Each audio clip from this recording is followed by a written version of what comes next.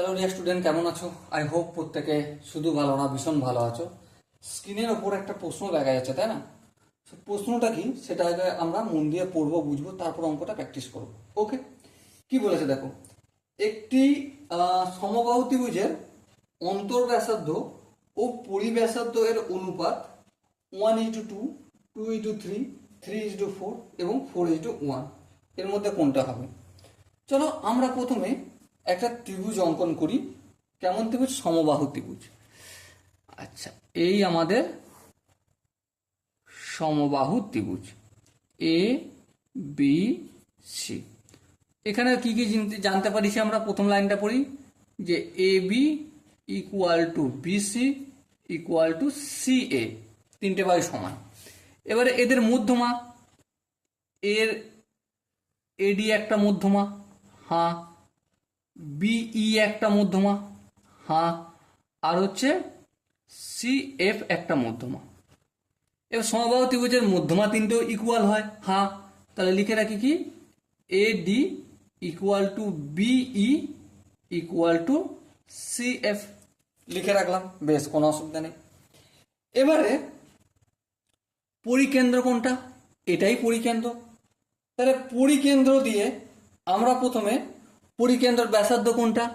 আমি যদি এটা ও নাম দিই তাহলে ও এটা কি হবে? পরিকেন্দ্রের ব্যাসার্ধ।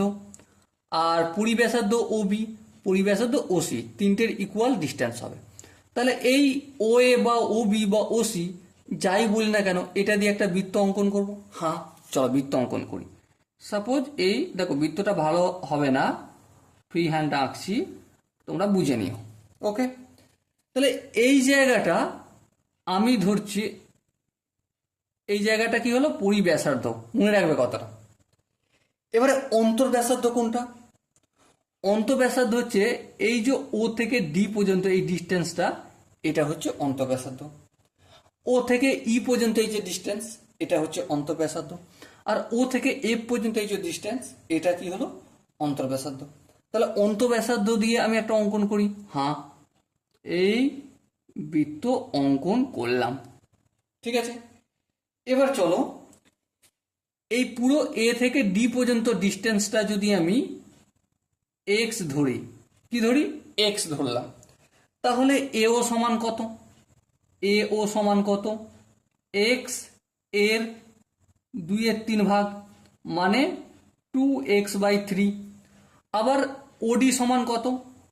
ওডি সমান এক্স এর 1/3, তার মানে কি x/3। হ্যাঁ, ঠিক। এবারে কোশ্চেন আমাকে কি বলেছে? অন্তর্ব্যাসার্ধ ইজ টু পরিব্যাসার্ধ, মানে ও ডি ইউজ টু এও, এটা নির্ণয় করতে বলেছে। চলো ওডিটা কত? x/3 ইউজ টু ও এওটা কত? 2x/3, 2x/3। সো আলটিমেট 3 হটে যাবে, x হটে যাবে। সো কি পেলাম? 1:2। এটাই হলো অনুপাত। ওকে, সো দেখো এখানে যে চারটে অপশন আছে তার মধ্যে option A is the right answer.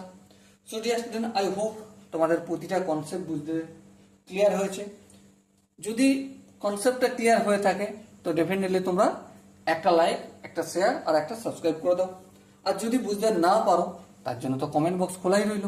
Okay, so দেখা হচ্ছে পরবর্তী সেশনে। ততক্ষণ পর্যন্ত ভালো থেকো, সুস্থ থেকো এবং জয় হিন্দ।